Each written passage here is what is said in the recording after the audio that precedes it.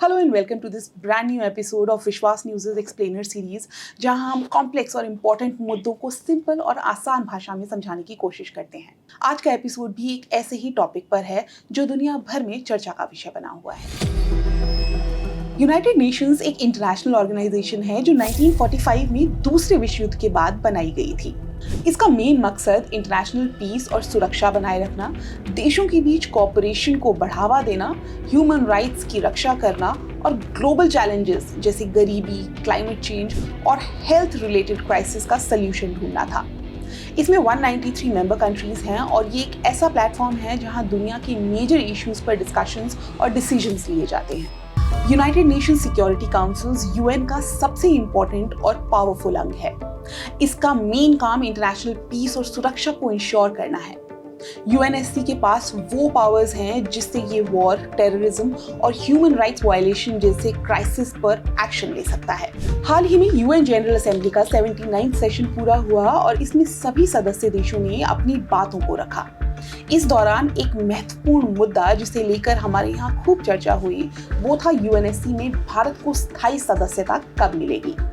आज की इस डिस्कशन में मैं और अभिषेक इसी मुद्दे को डिकोड करेंगे।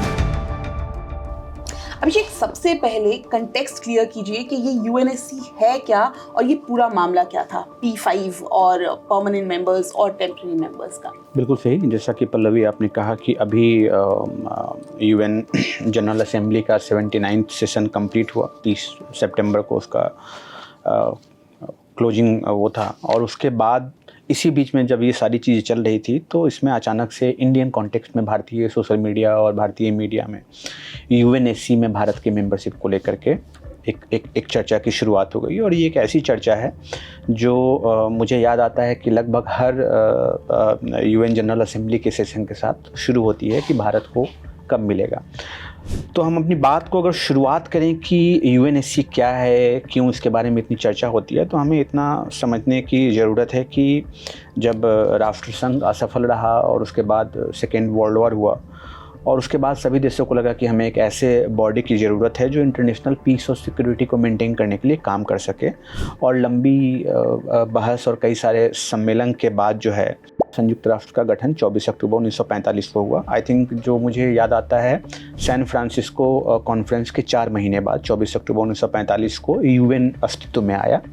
और उसी यूएन का सबसे इम्पॉर्टेंट पार्ट, टोटली यूएन के 6 बॉडी हैं जिसमें एक का जिक्र किया आपने, यूएन जनरल असेंबली जिसके 193 मेंबर्स हैं और वो हर साल उसका सेशन इसी सितंबर के महीने में होता है। दूसरी important body United nation security council है, आर्थिक सामाजिक परिषद है, इंटरनेशनल कोर्ट ऑफ जस्टिस है, ट्रस्टीशिप है, यूएन सेक्रेटेरिएट है। इसमें से केवल इंटरनेशनल कोर्ट ऑफ जस्टिस का जो हेडक्वार्टर है वो हेग नीदरलैंड में है। बाकी सभी बॉडी जो हैं उनका हेडक्वार्टर न्यूयॉर्क में ही है। इसमें चूँकि जब हम बात करते हैं यूनाइटेड नेशन सिक्योरिटी काउंसिल की तो वो अहम इसलिए हो जाता है जिसका जिक्र चूँकि आपने कहा कि P5, तो P5 कौन है। सो P5 एक्चुअली में वो 5 पावरफुल मेंबर हैं जिसको अगर एग्जैक्टली हम P5 को बोलें तो 5 परमानेंट मेंबर्स हैं। और पावरफुल इसलिए क्योंकि उनके पास जो एक राइट टू वीटो का जो अधिकार है वो उनके पास है। और वो जो यूएनएससी का जो गठन है वो यूएन चार्टर के तहत ही हुआ है। जो यूएन चार्टर के तहत यूएनएससी का गठन हुआ है और उसी चार्टर का जो 27th आर्टिकल 27 है वो यूएनएससी के 5 मेंबर्स को राइट टू वीटो का अधिकार देता है, जिसे हम ABCFR शॉर्ट टर्म में याद करने के लिए बोल सकते हैं। अमेरिका, ब्रिटेन, चाइना, रशिया और फ्रांस, ये उसके 5 मेंबर हैं।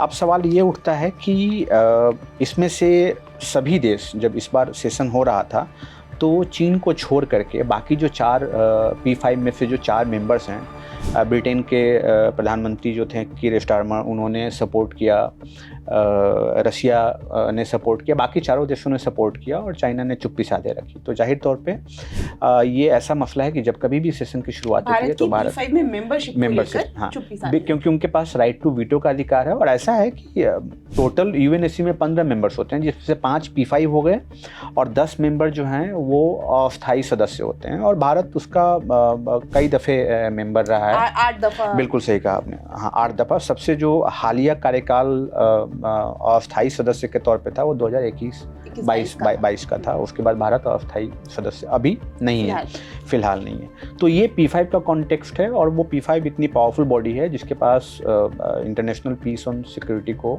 बनाए रखने की जिम्मेदारी होती है, और समय समय पे P5 के एक्सपेंशन की बात होती है, जिसको रिफॉर्म कहते हैं कि P5 को अब यूएनएससी में एक रिफॉर्म की ज़रूरत है, उसको एक्सपेंड किया जाना चाहिए।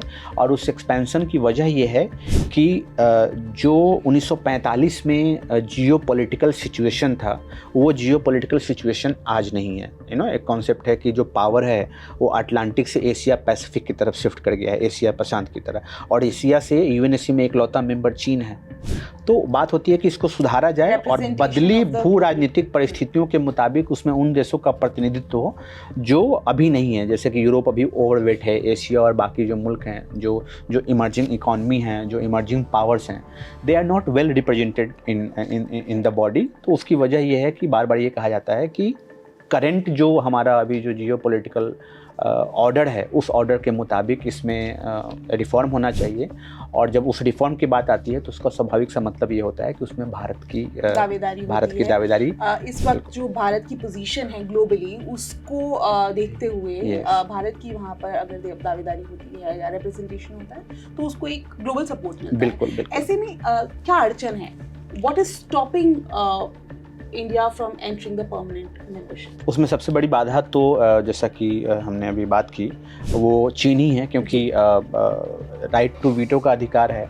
और अमूमन होता क्या है कि अगर कोई प्रस्ताव आता है और किसी भी रिजोल्यूशन पे इनमें से कोई भी व्यक्ति, इनमें से कोई भी देश अगर राइट टू वीटो का इस्तेमाल करता है तो प्रस्ताव पास नहीं हो पाएगा।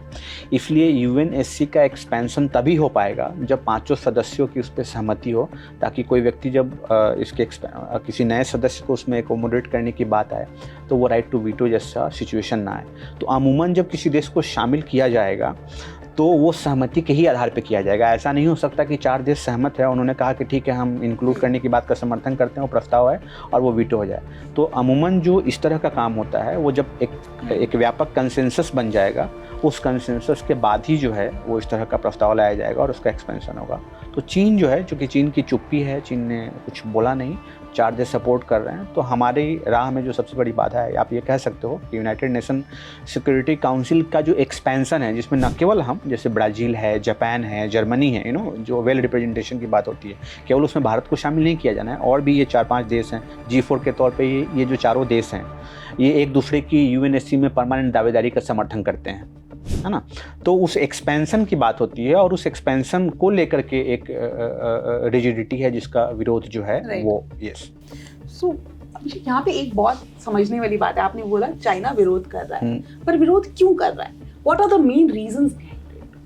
देखिए, उसकी तो सबसे बड़ी वजह, जैसा कि हमने कहा, कि जो जियोपॉलिटिकल सिचुएशन है, चूँकि चाइना एशिया से इकलौता यूएनएससी का मेंबर है और चाइना का कंपटीशन जापान से है। चाइना कभी भी जापान को नहीं देखना चाहेगा। जाहिर तौर पे चाइना का जो पोजीशन है वो भारत को लेके भी बहुत फ्रेंडली नहीं है यूएनएससी में। तो उस जो जिस प्रिविलेज को चाइना आज एंजॉय कर रहा है एशिया से इकलौता प्रतिनिधि होने के नाते, अगर एशिया से भारत और जापान जैसे 2 सदस्यों की यूएनएससी में एंट्री हो जाती है तो वो प्रिविलेज और वो जो कॉन्सेंट्रेशन ऑफ पावर है या वो जो अधिकार होगा किसी भी अन्य इंटरनेशनल मसलों को तय करने में, वो जो आज इकलौती भूमिका चाइना की है, ऐसा कह सकते हो कि चाइना ही एशिया की तरफ से यूएनएससी में एशिया की आवाज़ है, वो जो पोजीशन है वो डाइल्यूट हो जाएगा। तो जाहिर तौर पे कोई भी, चूँकि चाइना भी एक इमर्जिंग पावर है एशिया का, और चाइना और भारत के संबंध, चाइना और जापान के संबंध, चाइना के अन्य उसके पड़ोसी देशों के साथ संबंध जो हैं वो हमें पता है कि वो कितना उसमें किस तरह के कॉन्फ्लिक्ट सामने आ रहे हैं। तो उस वजह से वो जो पोजीशन है, वो जो चाइना की एक जो सुपरमेसी है एशियन पावर के तौर पे to be a part of UNSC, वो डाइल्यूट हो जाएगा। तो जाहिर तौर पे कोई भी एक इमर्जिंग इकोनॉमी नहीं चाहेगा कि वो जो पावर है वो डाइल्यूट हो। बाकी जो सदस्य देश इसलिए सपोर्ट करते हैं चूँकि ये एशिया पैसिफिक जो है वो एक हकीकत है, पावर सेंटर शिफ्ट हो रहा है, तो यहाँ पे वो चाहते हैं कि जो पावर है वो डिसेंट्रलाइज्ड, बिल्कुल to balance China, basically to influence the China. तो ये एक वजह है कि जिसकी वजह से जो है भारत का जो एंट्री है यूएनएससी में, उसकी एक सबसे बड़ी बाधा जो है current order of geopolitical situation, the rising stature of India as a super power, और प्लस अदर एशियन इकोनॉमीज के उसमें शामिल आने को लेकर के जो चीन के मन में वो है, वो दुविधा, बल्कि दुविधा क्या कहेंगे आप उसे, ऐसे कह सकते हैं कि एक कि हमारा वो पोजीशन डाइल्यूट ना हो। ये कई सारे फैक्टर्स हैं जो जिसकी वजह से हमारी एंट्री और अन्य देशों का जो एंट्री है P5 क्लब में, ओवरऑल यूएनएससी का जो रिफॉर्म है वो उसके राह में सबसे बड़ी बाधा है। बिल्कुल राइट। अभिषेक, जब भी हम पढ़ते हैं यूएनएससी के बारे में या चाइना की यूएनएससी में रिप्रेजेंटेशन के बारे में, भारत और चाइना को लेकर एक नाम हमेशा सामने आता है, पंडित जवाहरलाल नेहरू का।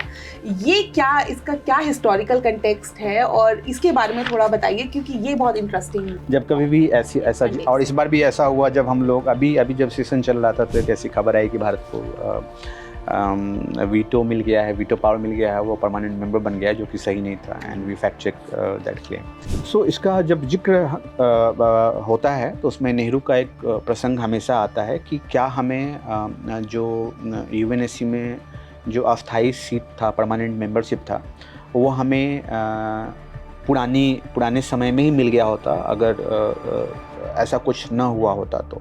इसी संदर्भ में मुझे अभी मौजूदा जो हमारे विदेश मंत्री हैं उनका जब मैं देख रहा था, जब मैं सर्च कर रहा था, तो मुझे गुजरात के राजकोट में एक कोई कार्यक्रम था जिसमें वो बोल रहे थे, और उसमें उनसे पूछा गया कि क्या भारत को यूएनएससी की परमानेंट मेंबरशिप मिलेगी, तो जिसका जवाब देते हुए उन्होंने कहा कि बिल्कुल मिलेगी, और हमें मिलेगी, इसके लिए हमें थोड़ा इंतजार करना पड़ेगा, थोड़ी मेहनत करनी पड़ेगी, लेकिन मिलेगी। इसी दिन एक दूसरे कार्यक्रम में उन्होंने ये कहा कि यूएनएससी में जो डिबेट चल रहा है कि भारत को इसकी परमानेंट मेंबरशिप मिलनी चाहिए या नहीं मिलनी चाहिए, तो इस बात का जिक्र करते हुए उन्होंने कहा, मैं कोट कर रहा हूँ, कि तो उस वक्त पंडित नेहरू का सुझाव था कि हम यूएनएससी की अस्थायी सदस्यता के हकदार हैं, लेकिन चीन को पहले सुरक्षा परिषद की अस्थायी सदस्यता मिलनी चाहिए। तो आज हम इंडिया फर्स्ट के बारे में बात कर रहे हैं, और एक वक्त ऐसा था जब भारत के प्रधानमंत्री चीन फर्स्ट के बारे में बात कर रहे थे। ये एक ऐसी बात थी जिसको हमें, जिस संदर्भ को हमारे लिए वेरीफाई करना ज़रूरी था। तो जब मैं इस संदर्भ को चेक कर रहा था कि इसका हिस्टोरिकल कॉन्टेक्स्ट क्या है, तो मुझे 27 सितंबर 1955 को लोकसभा में तत्कालीन सांसद डॉक्टर जेएन पारेख ने सवाल पूछा था, और वो सवाल यही था कि क्या भारत को अनौपचारिक रूप से संयुक्त राष्ट्र सुरक्षा परिषद की सदस्यता का ऑफर मिला था, पेशकश हुई थी, जिसे हमने ठुकरा दिया था। और इसका जवाब देते हुए नेहरू ने इसका खंडन करते हुए कहा था कि हमें औपचारिक और अनौपचारिक किसी भी तरीके से हमें यूएनएससी में परमानेंट मेंबरशिप की अस्थायी सदस्यता की पेशकश नहीं की गई थी। चूँकि बात चीन की थी, जिसका जिक्र हमारे अभी तत्कालीन मौजूदा विदेश मंत्री ने किया, तो उसका भी जवाब जो है वो नेहरू के इस आंसर में है, जिसमें वो कहते हैं कि भारत की जो घोषित नीति है वो उन सभी सदस्य देशों की सदस्यता का समर्थन करने की है जो इसकी योग्यता रखते हैं, जो इसके लिए एलिजिबल है। और यहाँ पे वो चाइना के बारे में कहते हैं कि भारत जो है वो हमेशा जो पीपल रिपब्लिक ऑफ चाइना का जिक्र करते हुए कहते हैं कि जो उसका ड्यू बनता है, जो उसकी ड्यू हिस्सेदारी है, वो उसका समर्थन करता है। और जो उस टाइम चूँकि सेशन चल रहा था तो उसके मुताबिक वहाँ के अधिकारियों को ऐसा ही करने का आदेश दिया गया था। सो बेसिकली ये कॉन्टेक्स्ट है कि जो नेहरू ने साफ साफ कहा कि भारत को इस तरह की कोई भी औपचारिक या अनौपचारिक सदस्यता नहीं मिली थी। अब सवाल ये उठता है कि जो हिस्टोरिकल कॉन्टेक्स्ट है और जो प्रेजेंट कॉन्टेक्स्ट है, वो दोनों ही बातें एक दूसरे से जुड़ी हुई हैं। यानी हम उस वक्त भी कोशिश कर रहे थे और हम आज भी कोशिश कर रहे हैं। और इस पूरी कोशिश में जो आप सपोर्ट की बात देखेंगे, तो आप, जैसे मैंने देखा कि अभी की जो मौजूदा महासभा का जब सेशन चल रहा था, तो रूस के जो विदेश मंत्री हैं उन्होंने एक बड़ी दिलचस्प बात कही कि हम रिफॉर्म की बात करते हैं, और इस रिफॉर्म में हम ग्लोबल साउथ जो है, ग्लोबल नॉर्थ के मुकाबले हम उसके ज़्यादा प्रतिनिधित्व की मांग करते हैं, क्योंकि अभी जो यूएनएससी का जो मौजूदा स्ट्रक्चर है उसमें जो ग्लोबल नॉर्थ है वो ओवर रिप्रेजेंटेड है बजाय की। और इस आधार पे आप देखेंगे तो पाएंगे कि जैसे G4 का अक्सर जिक्र आता है, जिसमें भारत है, ब्राज़ील है, जापान है और जर्मनी है।